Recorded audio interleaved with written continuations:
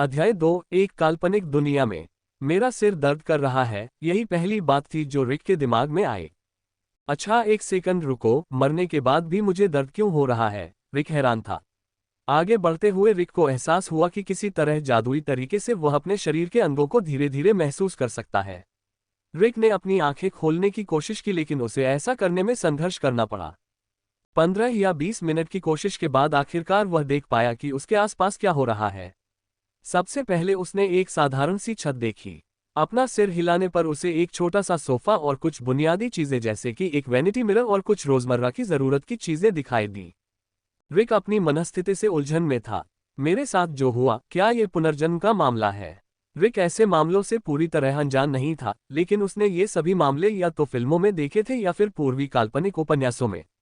रिक इस बात को लेकर थोड़ा उत्साहित था कि यह घटना उसके जीवन में नई संभावनाओं को खोल सकती है। लेकिन फिर भी ये पूरी तरह से पुनर्जन्म नहीं है क्योंकि उसे लग रहा है कि यह कोई नवजात शरीर नहीं है बल्कि एक युवा लड़के का शरीर है जो अपनी किशोरावस्था में है। इसलिए अब वह इस शरीर में फंस गया था, लेकिन चूंकि उसे अपने शुरुआती जीवन से अधिक अनुभव था इसलिए वह किसी तरह इसे संभालने की कोशिश करेगा। एट नोबल बनेट एट। जब उसे यह पता चला तो उसके सिर में अचानक दर्द बढ़ गया क्योंकि उसे लगा कि उसके दिमाग में कुछ बिल्कुल नई यादें भर रही हैं।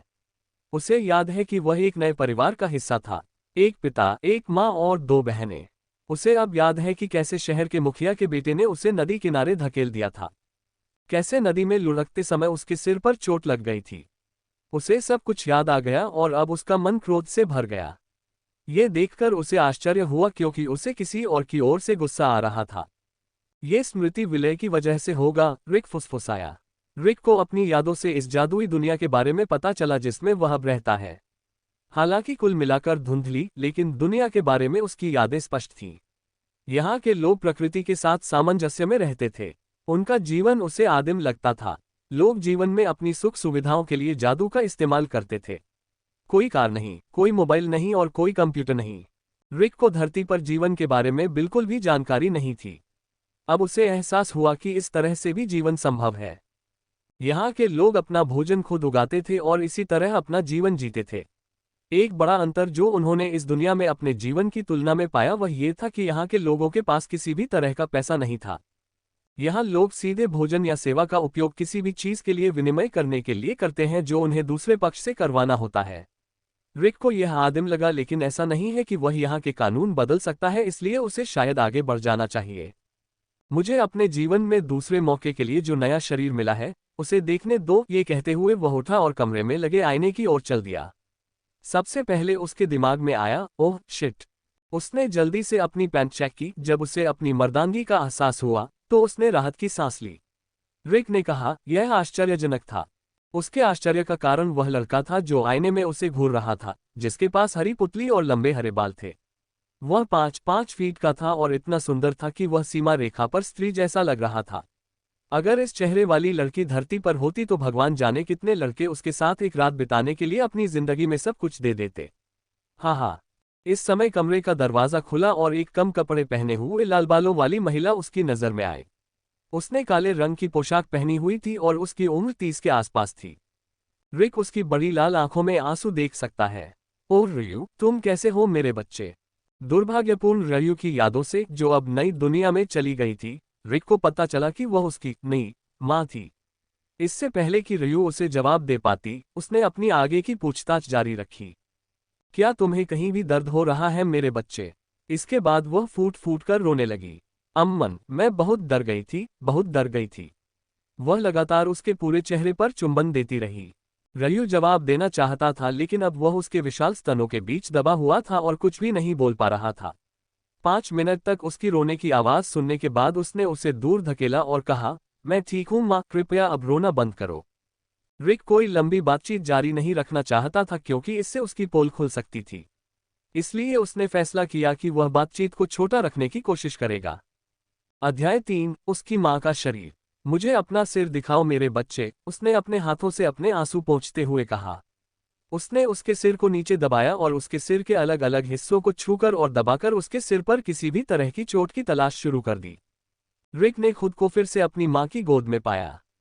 इस बार वह उसकी खुशबू को महसूस कर सकता है, उसके इतने करीब होने के कारण। वह अपने छोटे भाई को उठते हुए महसूस कर सकता है। अरे क्या पुनर्जन्म की बात से कामेच्छा में इजाफा होता है। उसने सोचा, अरे माँ तुम देखना बंद करो, मैं अब अच्छा महसूस कर रहा हूँ। मुझे लगता है कि मेरे सिर की चोट पूरी तरह से ठीक हो गई है। चुप रहो रयू, मम्मी को खुद इसकी पुष्टि करने दो। रिक समझ सकता है कि यह एक अति संरक्षणात्मक प्रकार की माँ थी, इसलिए उसने चुपचाप वहां रहने का फैसला किया ताकि वह खुद को उजागर न कर दे। उसे अभी भी रयू की पूरी याद नहीं है, इसलिए वह रयू के अपने परिवार और शहर के लोगों के साथ बातचीत के बारे में अंधेरे में था। जब वह ये सोच रहा था तो नीचे उसका छोटा भाई बहुत थक गया था और अब खड़ा होने के लिए तैयार था। जितना ज्यादा वह अपनी माँ के उभारों को नजरअंदाज करने की कोशिश करता, उतना ही उसका लिंग और भी ज्यादा कस जाता। वह एक खूबसूरत महिला थी जिसके स्तन बहुत बड़े थे और नितंब भी बड़ा और मजबूत था। और सबसे बड़ी बात यह कि उसने ठीक से कपड़े नहीं पहने थे, जिससे उसके वक्ष का एक बड़ा हिस्सा और उसकी घाटी भी खुली हुई थी।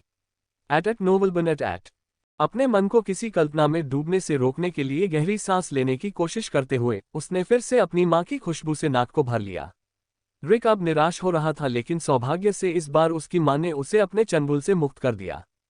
रिक ने सीधे उसकी आंखों में देखा और पूछा, क्या तुम्हें कुछ मिला? उसके चेहरे पर मुस्कान थी। अमेलिया ने उसकी आंखों में देखा और उससे गंभीरता से पूछा, मुझे विस्तार से बताओ कि तुम्हें ये चोट कैसे लगी। मुझे उन लड़कों की बातों पर यकीन नहीं है कि तुम उनके साथ खेलते समय गिर गए थे। तो यही कहानी है जो उन्होंने बनाई है, रिक ने सोचा। रिक ने सोचा कि उसे अपनी माँ को बताना चाहिए कि कैसे उन्होंने उसे दुर्भावनापूर्ण तरीके से उसकी संभावित मौत की ओर धकेला। लेकिन दूसरी ओर रिक अपने माता पिता को कुछ बच्चों की हरकतों के कारण पैदा हुई अपनी परेशानी में शामिल नहीं करना चाहता था। वह बड़ा हो चुका था और वह अपने मामले खुद ही सुलझा लेगा। इसलिए उसने वही कहानी सुनाई जो शहर के लड़कों ने सुनाई थी।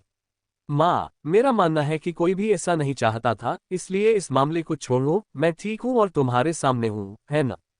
अमेलिया ने अपने बेटे की आंखों में देखा। उसे एहसास हुआ कि वह उसे रयू और शहर के गुंडों के बीच हुई पूरी घटना के बारे में नहीं बता रहा है, लेकिन वह उसे बेनकाब नहीं करना चाहती थी। वह समझ गई कि उसका बेटा अपनी समस्या को खुद ही सुलझाने की कोशिश कर रहा है और अपने स्वाभिमान को ठेस नहीं पहुंचाना चाहता। ठीक है रयू, मैं समझता हूं कि हम इस मामले को शहर के मुखिया के पास नहीं ले जाएंगे, लेकिन तुम्हें मुझसे वादा करना होगा कि तुम अब से अपना ज्यादा ख्याल रखोगे। हाँ, मैं वादा करता हूँ माँ, रिक ने वादा किया। इसके बाद उसकी माँ आधे घंटे तक उससे कुछ बातें करती रही। उससे उसे पता चला कि वह लगातार 4 दिनों से बेहोश है और उससे मिलने आने वाले सभी लोग भी। उसने उसे बताया कि उसके पिता और बहन कितने चिंतित हैं। रयू को ये जानकर खुशी हुई कि भले ही वह धरती पर अपने परिवार से अलग हो गया था, लेकिन उसे इस जीवन में भी एक देखभाल करने वाला परिवार मिला। ये सोचते हुए वह अपने लिंग से भी छुटकारा पाने में सक्षम था। अचानक उसने अपनी माँ को ये कहते हुए सुना, रयू तुम्हें कुछ खाना चाहिए, तुम भूखे होगे। नीचे आओ, मैं तुम्हारे लिए कुछ खाने का प्रबंध करती हूँ और फिर तुम्हें अच्छी तरह से नहलाना होगा। ठीक है माँ, आप पहले जाइए और मैं आपके पीछे आऊंगा, रिक ने उत्तर दिया। ये सुनकर उसकी माँ उठी और फिर उसके माथे पर एक चुंबन लगाने के लिए नीचे झुकी। फिर वह कमरे से बाहर जाने लगी। रिक को अपनी माँ की उदार पीठ का अच्छा नजारा मिला। वह खुद को रोक नहीं पाया, लेकिन कल्पना कर सकता था कि उन गालों के साथ खेलना और शायद उन पर थप्पड़ मारना कैसा होगा। रिक को डर लग रहा था कि उसके विचार कहाँ जा रहे हैं। इस पुनर्जन्म में ही कुछ गड़बड़ है, और फिलहाल उसने उन विचारों को एक तरफ रख दिया। अध्याय 4, माँ के साथ स्नान। जब रिक रसोई में आया तो उसने देखा कि उसकी माँ एप्रन पहनकर बर्तन धो रही थी। उसका दिमाग तेजी से सोचने लगा कि वह सिर्फ एप्रन और बिना किसी दूसरे कपड़े के कैसी दिखेगी। उसके लंबे लाल बालों में आग जैसी चमक थी। रिक खुद को उन्हें अपने हाथों से छूने और महसूस करने से रोक नहीं पाया। वे बहुत लंबे थे और उसके नितंबों से होते हुए उसकी जांघों पर खत्म हो रहे थे। तुम्हें क्या हुआ रयू? सब ठीक है? तुम खोए हुए लग रहे हो, अमेलिया ने पलटकर पूछा। रिक उसके सवाल से अपनी कल्पना से बाहर आ गया। उसने जल्दी से उसके बाल छोड़े और कहा, माँ तुम्हारे बाल बहुत अच्छे हैं। इससे अमेलिया के चेहरे पर एक बड़ी मुस्कान आ गई और उसने कहा, ओह शुक्रिया रयू, तुम बहुत प्यारे लड़के हो। और इसके साथ ही रिक ने उसके गाल पर एक चुंबन लिया। वह कितना चाहता था कि यह चुंबन उसके मुंह पर होता अगर उसने अपना सिर थोड़ा सा घुमाया होता। अमेलिया ने खाने की प्लेटें फर्श पर रख दी और बैठ गई। रिक 1 मिनट के लिए हैरान रह गया और फिर उसे एहसास हुआ कि इस दुनिया में खाने की मेज पर खाने की कोई अवधारणा नहीं है और शायद वहां कुर्सियां भी नहीं हैं। एट नोबल बनेट एट क्या तुम रयू को नहीं खाओगे? उसने अपनी माँ को कहते सुना। हाँ माँ, ऐसा कहने के लिए उसने संघर्ष किया, लेकिन आखिरकार वह खाने के लिए जमीन पर बैठने में कामयाब हो गया। माफ करना माँ, लेकिन पिछले कुछ दिनों से हरकत न करने के कारण मुझे लगता है कि मेरा जोड़ थोड़ा अकड़ गया है, उसने अपनी अजीब हरकतों को ठीक करने की कोशिश करते हुए कहा। माफी मांगने की कोई जरूरत नहीं है मेरी बच्ची, मैं समझ सकता हूँ कि तुम पर क्या गुजरी होगी। रिक ने जल्दी से अपनी प्लेट उसके हाथों से ले ली और खाना शुरू कर दिया, कहीं ऐसा ना हो कि वह फिर से रोने लगे। ये बहुत स्वादिष्ट है माँ, उसने एक मीठा फल चबाते हुए कहा। हाँ, खाओ, तुम्हारे पिता को ये तुरा फल लाने में बहुत मेहनत करनी पड़ी होगी। तुम्हें अपनी रोजमर्रा की जिंदगी में वापस आने के लिए ऊर्जा की जरूरत है। रिक को अपने पिता याद हैं। वह बहुत मेहनती व्यक्ति थे। अगर यहाँ ऐसा कुछ होता तो वे एक मध्यम वर्गीय परिवार होते। उनके पिता को पानी से जुड़ी कुछ बुनियादी जादुई जानकारी थी जिसका इस्तेमाल उन्होंने सामुदायिक खेत में काम करने और फलों के पेड़ उगाने में मदद करने के लिए किया। सामुदायिक खेत में लगे फलों के पेड़ों ने कोरुआ शहर की पूरी आबादी को भोजन उपलब्ध कराया। ये देखकर आश्चर्य हुआ कि ये लोग एक ही खाद्य स्रोत यानी फलों पर कैसे जीवित रहे। हालांकि वहां विभिन्न प्रकार के फल थे, लेकिन अंत में उन्होंने केवल कुछ प्रकार के फलों को खाया जो दूध के पूरक के रूप में थे। उसने अपना खाना खत्म किया और उठ गया। अरे माँ, मैं नहाने जाऊंगी। ठीक है रयू, उसकी माँ ने अपने फल चबाते हुए जवाब दिया। रयू की याददाश्त उसे नहाने के लिए ले गई। उसने अपने कपड़े बदले और बाथरूम में घुस गया। वहां उसे एक छोटा कुआं मिला जिसमें पानी लाने के लिए रस्सी से बर्तन जुड़ा हुआ था, जबकि दूसरा बर्तन बाल्टी के रूप में काम आ रहा था। अच्छा, यह नदी में नहाने से तो बेहतर है, मुझे लगता है, उसने कहा। उसने बाथरूम का दरवाजा बंद करने की कोशिश की, लेकिन अफसोस कि उन्होंने कम से कम दरवाजे पर कुंडी लगाने का काम नहीं किया। ये सोचकर कि वह अपनी माँ के साथ अकेला था, उसने दरवाजा बंद कर दिया। उसने अपने कपड़े उतारे और पहली बार खुद को नए शरीर में नंगा देखा। उसने अपना लिंग पकड़ा और उसे विभिन्न कोनों से देखा। यह नया लिंग उसके पिछले लिंग से काफी बड़ा था। शिथिल अवस्था में ये लगभग 7 इंच लंबा था और इसकी मोटाई भी अच्छी थी। उसने इसे कुछ बार सहलाया, बस ये देखने के लिए कि उसका लिंग कितनी लंबाई तक पहुंच सकता है। वह अनुमान लगा सकता है कि यह लगभग 9-10 बजे था जब लिंग पूरी तरह से खड़ा था। जब वह अपनी मर्दांगी का विश्लेषण कर रहा था, तो उसने दरवाजा खुलने की आवाज सुनी और वहां जो उसने देखा उससे उसके लिंग में खून भर गया। उसकी मां कमर पर तौलिया बांधे खड़ी थी जबकि उसकी छाती पूरी तरह से उसके सामने थी। रिक कुछ देर तक कुछ भी नहीं बोल पाया। जब उसे एहसास हुआ कि क्या हो रहा है तो उसने अपनी मर्दांगी छिपाने की कोशिश की और अपनी मां से पूछा, अरे मां, क्या तुम्हें कुछ चाहिए? जितना हो सका सीधे चेहरे से पूछा। नहीं मूर्ख, मैं तुम्हें धोने के लिए यहाँ हूँ। क्या तुम्हें अच्छा नहीं लगा कि कोई तुम्हें धोए? लाल बालों वाली महिला ने जवाब दिया। वह उसकी ओर चली गई और उसके खरबूजे हिलने लगे। रिक को एहसास हुआ कि अगर इस दुनिया में कोई सक्कुबस प्रजाति है तो वह काफी हद तक उससे मिलती जुलती होगी। रयू काफी दुविधा में था। वह उसे नहाने से रोक नहीं सकता था, क्योंकि उसे डर था कि अगर वह कुछ अलग व्यवहार करेगा तो उसे शक हो सकता है, लेकिन अगर वह उसे नहाने की अनुमति देता है तो उसके बड़े पैमाने पर इरेक्शन के साथ क्या करना है जो अभी उसके पास है। इस दौरान अमीलिया ने कुएं से पानी निकाला और बाल्टी भर ली। उसने उसे नीचे उतरने और उसके सामने बैठने के लिए कहा। रिक ने उसकी बात मान ली और उसने उसकी पीठ पर पानी डालना शुरू कर दिया। रिक इस स्थिति से बाहर निकलने के तरीकों के बारे में सोच रहा था, लेकिन उसके दिमाग के अंत में एक अंधेरी आवाज थी जो उसे उसकी बेखबरता का फायदा उठाने और उसके वक्ष को छूने की कोशिश करने के लिए कह रही थी। तभी एक आवाज आई जिसने उसकी विचार प्रक्रिया को तोड़ दिया। उठो रयू, मुझे अपना आगे का हिस्सा भी धोने दो। कोई विकल्प न होने के कारण उसके पास अपनी मां के सामने अपना आगे का हिस्सा उजागर करने के अलावा कोई विकल्प नहीं था। वह ये सब सोचते हुए कि शायद कोई ऐसा तरीका हो जिससे वह उसे इसमें घसीटे बिना खुद को स्थिति समझा सके। लेकिन कुछ समय बीत गया, लेकिन आश्चर्य या घृणा की आवाज या उस मामले में कोई भी भावना नहीं आई। रिक ने नीचे देखा और उसने पाया कि उसकी मां उसकी जांघों के किनारों को अच्छी तरह से साफ कर रही थी। फिर वह उसके लिंग को धोने लगी। उसने चमड़ी को खींचा और बलबनुमा सिर को उजागर किया और फिर पानी डाला और चमड़ी के नीचे धोया। फिर उसने उसके अंडकोश पर ध्यान केंद्रित किया और ऐसा लगा जैसे वह उन्हें मालिश कर रही थी, लेकिन उसके चेहरे पर कोई कामुकता नहीं थी। उसके लिए ये किसी अन्य काम की तरह लग रहा था। वह शायद उस चेहरे के साथ बर्तन या कपड़े धो रही हो। यह अमेलिया के लिए कोई बड़ी बात नहीं थी, लेकिन रिक के लिए स्थिति किसी भी समय नियंत्रण से बाहर हो सकती थी और वह उसके काम करने वाले चेहरे पर अपना वीर्य छिड़क सकता था। उसने अपनी सारी मानसिक क्षमताओं का इस्तेमाल कुछ घृणित चीजों के बारे में सोचने के लिए किया ताकि वह अपने उत्तेजना को रोक सके। चारों ओर घूमो, आवाज आए, और वह पीछे मुड़ने और अपनी मां के चेहरे से कुछ समय के लिए अपना लिंग दूर रखने में खुश था। फिर उसने उसे आगे झुकने के लिए कहा। उसने सोचा कि वह शायद उसकी गांड को बंद करना चाहती है। रिक आगे जो हुआ उसके लिए तैयार नहीं था। उसने अपनी गांड में एक उंगली महसूस की और महसूस किया कि उसकी मां ने इस सफाई के काम को बहुत गंभीरता से लिया है। वह इस बिंदु पर विरोध करने से खुद को रोक नहीं सका। मां, मैं बड़ा हो गया हूं, मुझे लगता है कि मैं इन हिस्सों को खुद संभाल सकता हूं। उसने भारी शर्मिंदगी के साथ कहा। ओह मेरे प्यारे बच्चे, जब मैं तुम्हें यहाँ साफ करने की कोशिश करती हूँ तो तुम हमेशा शर्म महसूस करते हो। जब तक तुम अपने माता पिता के साथ नहीं रहोगे तब तक तुम हमारे बच्चे ही रहोगे और हमारा कर्तव्य है कि हम उसे निभाएं। ठीक है, तो इसे संभालने की कोशिश करो, ये जल्द ही खत्म हो जाएगा, अमेलिया ने जवाब दिया। रिक के पास इस कठोर परिस्थिति को सहने के अलावा कोई विकल्प नहीं था।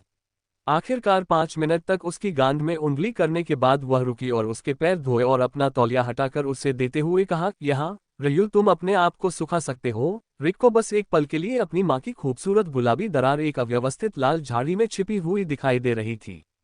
उसने अनिच्छा से अमेलिया के योनि छिद्र से अपना ध्यान हटा लिया और तौलिया लेकर खुद को बाथरूम के बाहर सूखते हुए पाया। अध्याय 5, अपनी मां के कपड़ों में घुसना। आज सुबह जो कुछ भी हुआ वह रिक के लिए असहनीय था। उसे किसी तरह से अपना वीर्य निकालना था, नहीं तो वह पागल हो जाएगा। वह बेसब्री से ऐसी चीज की तलाश करने लगा जिससे उसे अपनी वासना शांत करने में मदद मिल सके।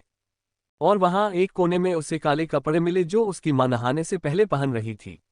उसने उसे अपने हाथ में लिया और कपड़े से अपने लिंग को सहलाना शुरू कर दिया। उसके झटके लंबे और कठिन होने लगे जबकि उसका दिमाग उसके साथ कुछ कल्पनाएं बनाने लगा।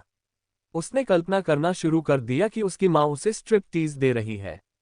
उसने कल्पना की कि वह उन विशाल स्तनों को पकड़ रहा है, उन्हें चूस रहा है, उन्हें काट रहा है और इस दौरान उसकी मां कराह रही है। उसने खुद को अपनी मां की सवारी करते हुए डॉगी स्टाइल में कल्पना की, जबकि उसके लंबे लाल बालों को लगाम की तरह पकड़ रखा था। जब वह उसका नाम चिल्ला रही थी तो उसने अपना लिंग उसकी कसी हुई योनि में घुसाया।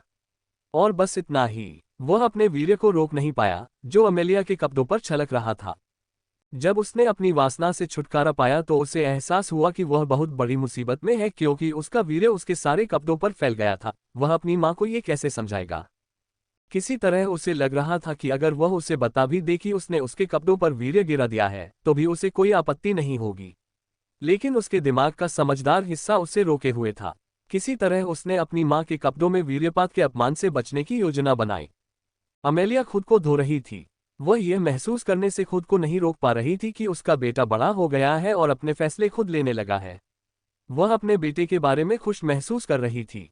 वह जानती थी कि उसका बेटा बड़ा हो रहा है क्योंकि उसे उसके पुरुषत्व को महसूस करने का पहला अनुभव मिला था। अमेलिया खुद को कोरुआ शहर के अन्य लोगों के पुरुषत्व से तुलना करने से नहीं रोक पा रही थी। अमेलिया ने अपने दम पर कई साहसिक कार्य किए हैं।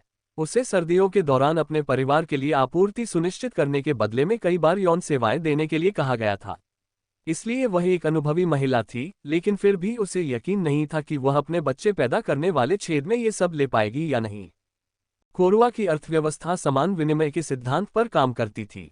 इसका मतलब है कि अगर खरीदार विक्रेता विनिमय के किसी मामले पर सहमत होते हैं तभी व्यापार हो सकता है। अमेलिया का जादू से बहुत कम लगाव है। वह जो नियंत्रित कर सकती थी वह था पृथ्वी का जादू। इसलिए उसने अपने जादू से काम किया और पानी या दूध के साथ साथ अन्य वस्तुओं को संग्रहित करने के लिए पृथ्वी के बर्तन बनाए। हालांकि वह एक मेहनती महिला थी, लेकिन उसका पेशा ऐसा नहीं था जिसके लिए लोग बहुत ज्यादा कीमत चुकाते। इसलिए कभी कभी उसे अपने अतिरिक्त कौशल का इस्तेमाल करना पड़ता था, जिसकी जरूरत शायद कुछ उच्च पद के लोगों को अपने परिवार के लिए कुछ फायदे कमाने के लिए पड़ती थी। माँ, क्या मैं अंदर आ सकता हूँ? एक आवाज आई जिसने अमेलिया की विचार प्रक्रिया को तोड़ दिया। वह अपने बच्चे को अपनी कमर पर तौलिया लपेटे और हाथ में कुछ कपड़े पकड़े हुए देख सकती है। हाँ बेटा, क्या हुआ? उसने पूछा। माँ, आज मुझे कपड़े धोने दो ताकि मैं तुम्हारी थोड़ी मदद कर सकूं। रिक ने जवाब दिया। तुम्हें ऐसा करने की जरूरत नहीं है रयू, इन्हें कोने में रख दो, मैं नहाने के बाद इन्हें धो लूंगी। उसने अपने सिर पर और पानी डालते हुए और अपने बालों को धोते हुए कहा। हालांकि उसकी मां अभी भी अपने जन्मदिन के सूट में थी, लेकिन अभी के लिए हस्तमैथुन के कारण वह अब उसके सामने उतना असहज नहीं था। नहीं माँ, तुमने आज बहुत काम किया है, मुझे ये करने दो और कुछ व्यायाम भी शायद लंबे आराम के बाद मेरे शरीर को संभालने में मदद कर सकता है। अपने बेटे के तर्क को सुनकर अमेलिया उसकी बातों का खंडन करने में सक्षम नहीं थी। एट नोबल बनेट एट। तो वह मान गई। ठीक है रयू, आज के लिए तुम कपड़े धो सकती हो, लेकिन तुम्हें जल्दी ठीक होने पर ध्यान देने की जरूरत है, ताकि तुम अगले हफ्ते अपने बड़े दिन के लिए तैयार हो जाओ। जरूर माँ, रिक ने जवाब दिया और कपड़े धोना शुरू कर दिया और इस दौरान अपनी पीठ से अपनी माँ का नजारा छिपाए रहा। रिक ने अगले हफ्ते के इस बड़े दिन के लिए रयू की यादों में खोजबीन की। ऐसा इसलिए हुआ क्योंकि कोरुआ शहर के हर व्यक्ति को कुछ बुजुर्गों की मदद से अपनी जादुई क्षमताओं को जागृत करने की आवश्यकता थी। इस बार वह लगभग 15 व्यक्तियों के साथ था जो सभी वयस्क हो चुके हैं और उनका मूल्यांकन किया जाएगा कि क्या उनमें कोई जादुई प्रतिभा है। ये परीक्षण बहुत महत्वपूर्ण था क्योंकि जादू तक पहुंच इस समाज में अमीर और गरीब के बीच विभाजन पैदा करता है। जागृत जादू किसी भी प्रकार का हो सकता है, ये तात्विक हो सकता है या ये कुछ विशिष्ट जादू हो सकता है। तात्विक जादू अपने आप में काफी कमजोर है, लेकिन कुछ व्यक्ति कुछ बहुत मजबूत तात्विक शक्तियों को भी जागृत करते हैं। लेकिन शक्तिशाली तात्विक जादू उपयोगकर्ता दुर्लभतम में से सबसे दुर्लभ थे। कोरुआ में केवल प्रमुख ही सबसे शक्तिशाली तात्विक जादू उपयोगकर्ता था। वह बाद में इस बारे में चिंता करेगा। जादुई जागृति के बारे में अधिक जानकारी इकट्ठा करने के लिए उसके पास अभी भी 1 सप्ताह है।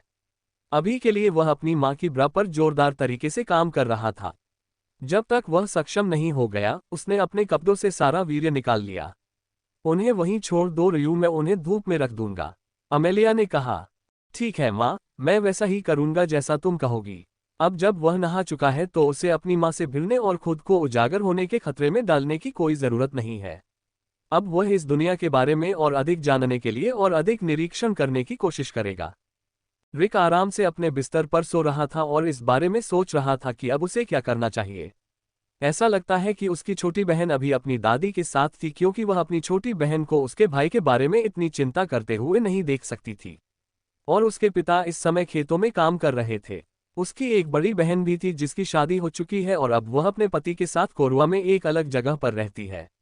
वे इस महीने एक बच्चे की उम्मीद कर रहे हैं और यही कारण है कि वह घायल होने के दौरान उससे मिलने नहीं जा सकी। यहाँ उसका एक प्यारा परिवार भी था। वह ये सोचकर रो पड़ा कि शायद वह धरती पर अपने मूल घर में वापस नहीं लौट पाएगा।